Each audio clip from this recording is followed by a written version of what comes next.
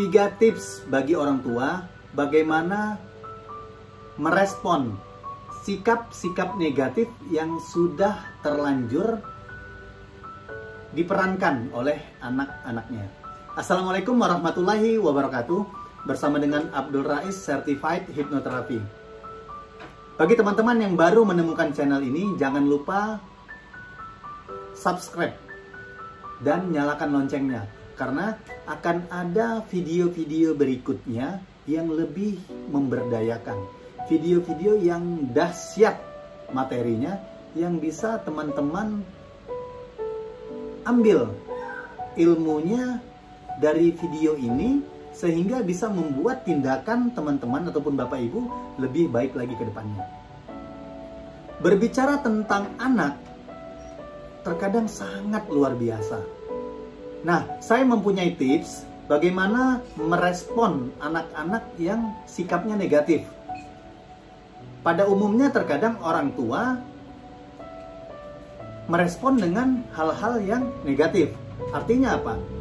Dengan level perasaan yang force. Kenapa sih perlu adanya tips untuk menyikapi ataupun merespon sikap negatif anak? Nah, kalau orang tua meresponnya dengan yang negatif juga, artinya dengan negatif, dengan berbicara yang negatif, artinya saat berbicara yang negatif akan ada rasa marah, kesal, bahkan rasa-rasa negatif yang lainnya.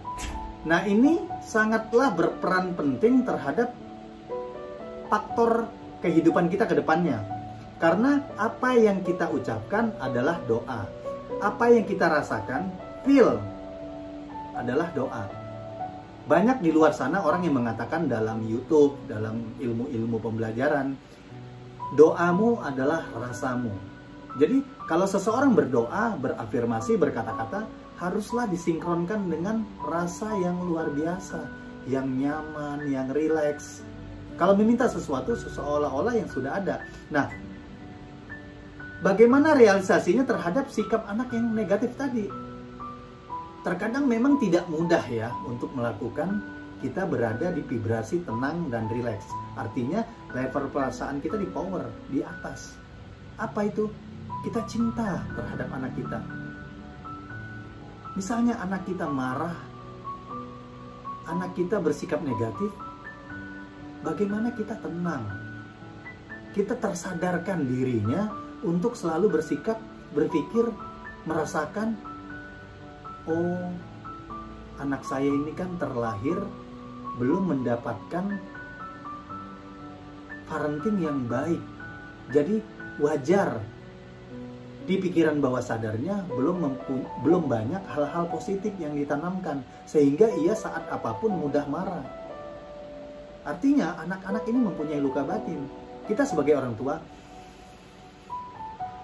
tarik nafas, biarkan diam.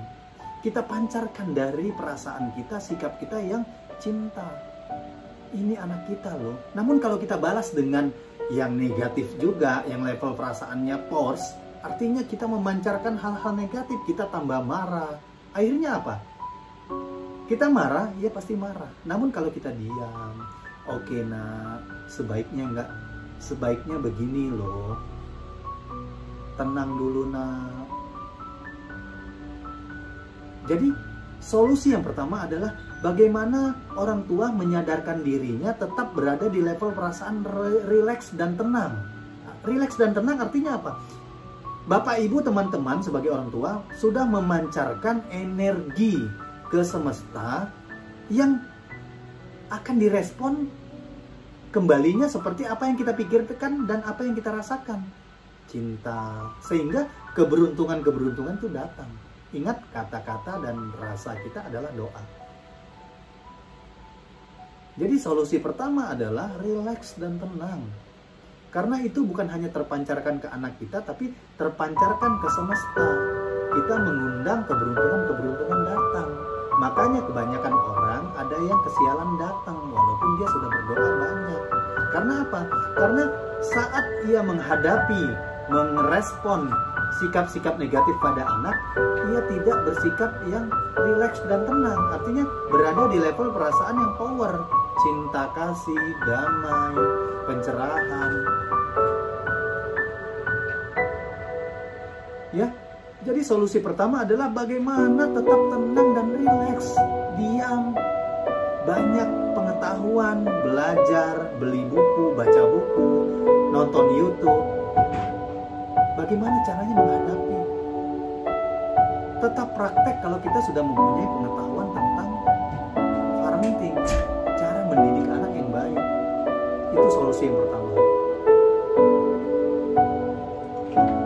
Solusi yang kedua adalah kalau teman-teman, Bapak Ibu sebagai orang tua belum tahu caranya bagaimana merespon anak ini, Bapak Ibu bisa panggil seorang terapis mental kesehatan untuk anak ini diterapi. Artinya diterapi apa? Kita gali apa emosi negatifnya sehingga kita bisa mengganti menjadi emosi positif, yaitu harus dengan terapis mental kesehatan. Tidak bisa dengan cara-cara yang biasa, agar Bapak Ibu juga bisa praktek. Saya bisa private coaching, bisa hadir di dalam kelas offline, bisa hadir di dalam kelas online. Kalau di dalam kelas offline ataupun online, satu hari saya akan memberikan teori, ya, tahapan-tahapannya. Hari kedua, bagaimana mensugesti anak, kapan waktunya mensugesti anak. Itu solusi yang kedua. Solusi yang ketiga adalah Bapak Ibu cukup membaca e-book dari saya ataupun membaca buku Bapak Ibu praktek di rumah. Ya, di dalam buku, di dalam e-book itu lengkap panduannya. Kapan waktu kita mensugesti anak, ya, harus bagaimana panduan-panduannya mensugesti, kalimat-kalimat positif apa, afirmasi-afirmasi positif apa yang harus kita berikan kepada anak, sehingga kita mempersiapkan anak yang luar biasa di hari nanti.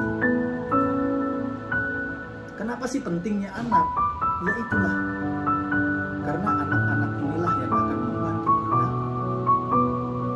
memasukkan kita ke dalam surga, menjadikan kehidupan kita surga di dunia sampai surga yang sebenarnya di akhirat nanti.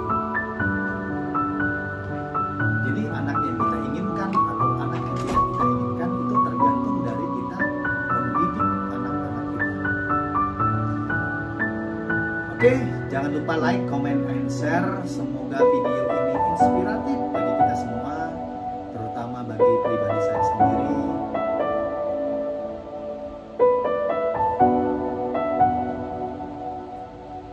Mungkin di video selanjutnya kita akan membahas tentang bagaimana kita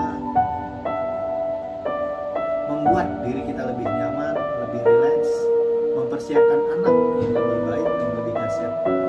Wassalamualaikum warahmatullahi wabarakatuh.